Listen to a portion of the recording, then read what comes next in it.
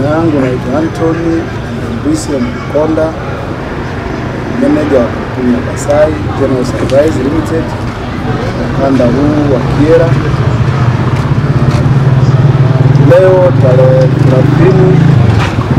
tulikuwa na tukio moja, tukio muhimu kwa wanakyela, lakini tukio muhimu kwa ndugu zetu Waislamu. Ndugu zetu wa Basai kwa niaba ya mkurugenzi mtendaji tumekabidhi mchele kwenye misikiti mbalimbali ndani ya wilaya yetu ya Kyela.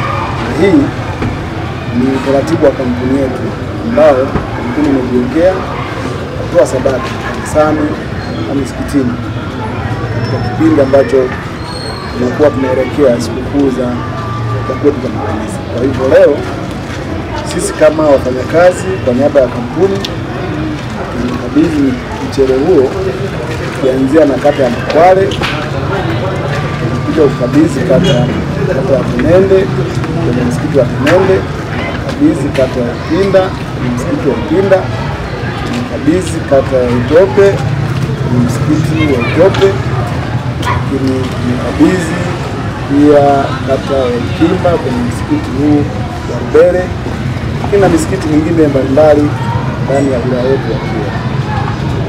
Msaada huu ni sadaka ya mkurugenzi kupitia kampuni yake ya Basai General Supplies Limited. Na wito wetu kwa wenzetu Waislamu kwamba kampuni hii ya Basai ni kampuni ya wanakyela, kampuni ya mtoto wenu. Hivyo sisi tuko wazi wakati wote tutakapohitaji kwenye kushirikiana nanyi kwenye mambo mbalimbali. Sisi tuko, milango yetu iko wazi. Kwa hiyo karibuni tutakapohitaji, tutakuja tutashirikiana na nyinyi, kwa sababu ni kampuni ambayo iko Kyela, kama Kyela, lakini na sehemu mbalimbali za nchi yetu. Kwa hivyo nitoe wito tu kwamba pale mtakapohitaji wakati mwingine sisi tuko tutashirikiana na nyinyi. Asanteni sana.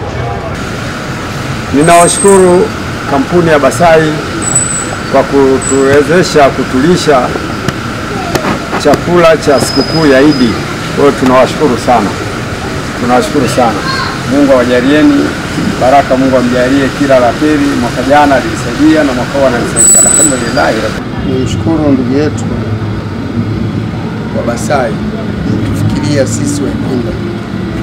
Kwangu mimi ni kama ndoto. Ni kama ndoto. Lakini sisi Waislamu kwa ujumla tumepokea sadaka yake, na pia tuko pamoja naye kwa maombi, kwa harakati zote. Na sisi tukiwa na shida tutakuja, maadamu kisha tufungulia mlango tutamuona. Nashukuru sana. Nashukuru sana. Tunakushukuruni sana kwa hili, na pia tunakuombeeni Mwenyezi Mungu akuzidisheni pale ambapo mnatoa na kutimizieni malengo yenu ambayo mmeyalenga. Mwenyezi Mungu ndiye mwenye kutimiza.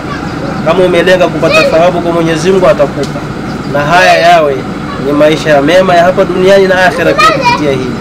Tunakushukuruni sana, na hili wallahi kama kweli malipo yapo mtayakuta. Kama yapo malipo kweli kama tunavyosoma katika vitabu vya Mwenyezi Mungu mtayakuta. Na kuombeni sana msiishie hapa, muendelee tena na tena, kwa sababu wahitaji ni wengi. Wahitaji ni wengi sana, na hususan kesho ni Eid inshallah. Kwa hili watu watakula wengi sana, na wakila watashukuru, na hizi ndizo sadaka ambazo nitakiwa zitolewe sasa, kwa sababu watakula wale usiojiweza, watamshukuru Mwenyezi Mungu, na nyinyi mtapata kila ambacho mmekusudia inshallah kuweza kwa Mwenyezi Mungu. Kwa hili tukufanyeni dua kwa hili.